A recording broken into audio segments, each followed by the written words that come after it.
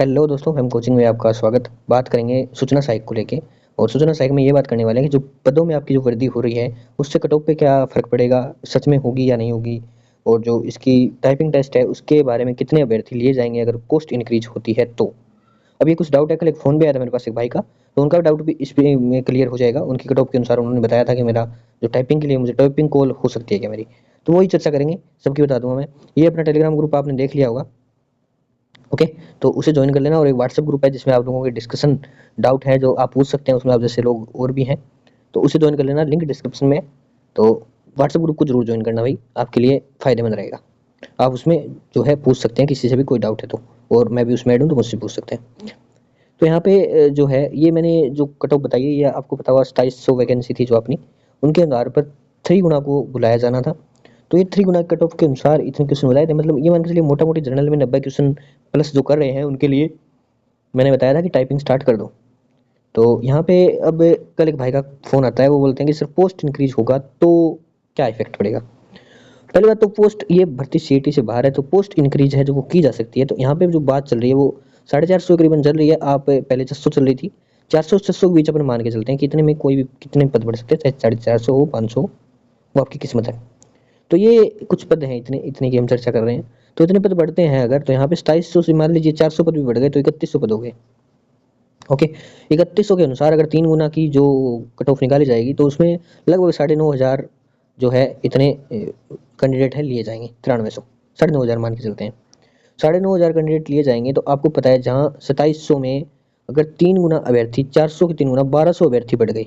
इसमें पोस्ट के अनुसार अगर 400 पोस्ट बढ़ती है तो 1200 अभ्यर्थी बढ़ जाते हैं। तो उसके अनुसार कट ऑफ में थोड़ा अंतर आएगा, 2 गुना की कट ऑफ में 3 गुना की, 3 गुना कट ऑफ में अंतर आएगा। अंतर आएगा तो मतलब ये 90 जो क्राइटेरिया है मैंने बताया था जनरल का, तो ये आपका क्राइटेरिया घटकर 90 से 88 पर आ सकता है। 88 या आपका मान के चलिए 87 इस पर आ सकता है। ये इतना फर्क पड़ेगा, इससे ज़्यादा फर्क नहीं पड़ेगा। अब उन भाई ने मुझे कहा था कि मेरे 85 बन रहे हैं, 85 प्लस जनरल कैटेगरी से, तो क्या मुझे टाइपिंग कॉल हो सकती है। देखो आपकी किस्मत लकी है तो हो सकती है, पर थोड़े चांस कम है। हाँ, अगर पोस्ट थोड़ी ज़्यादा बढ़ जाती है तो आपको पक्की टाइपिंग कॉल हो सकती है। तो ये पोस्ट बढ़ने पर बात है। और मेरे हिसाब से ये कहना है कि आप टाइपिंग करें ज़रूर, उसको ना छोड़ें। 85 है, उम्मीद तो आपको है, 85 है तो उम्मीद आपको रखनी चाहिए। ठीक है, तो आप टाइपिंग स्टार्ट जरूर करें।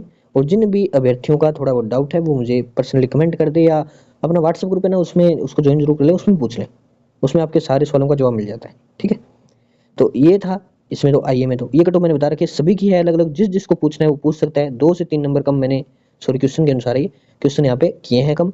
और तो इसमें और कोई डाउट हो तो पूछ लेना भाई, ग्रुप में पूछ लेना। अगर रिजल्ट की बात कर लेते हैं तो रिजल्ट में आपको इसमें तो टाइम लग सकता है, इसलिए लग सकता है क्योंकि हालांकि पहले बात तो है कि सूचना सहायक का रिजल्ट आना चाहिए। ठीक है, जैसे जैसे पेपर हुए थे उनके अनुसार रिजल्ट आने हैं। तो पर यहाँ पे क्या हो रहा है कि यहाँ पे पोस्ट इंक्रीज की वजह से ये रिजल्ट थोड़ा रोका जा सकता है भाई, आइए का पोस्ट इंक्रीज हो रही है इसलिए। अब बात चल रही है पोस्ट इंक्रीज की, अब सिर्फ होगी या नहीं होगी वो ना आप जानते हैं ना हम जानते हैं, क्योंकि वो अभी तक किसी के पास डेटा नहीं है कि होगी या नहीं होगी। पर लेकिन हाँ, बात चल रही है तो क्या पता में भी हो जाएगी। लेकिन जूनियर अकाउंटेंट में बता देता हूँ, जेआरए की जो वैकेंसी है उसमें पोस्ट इंक्रीज होने के 0% चांस है, कोई चांस नहीं है।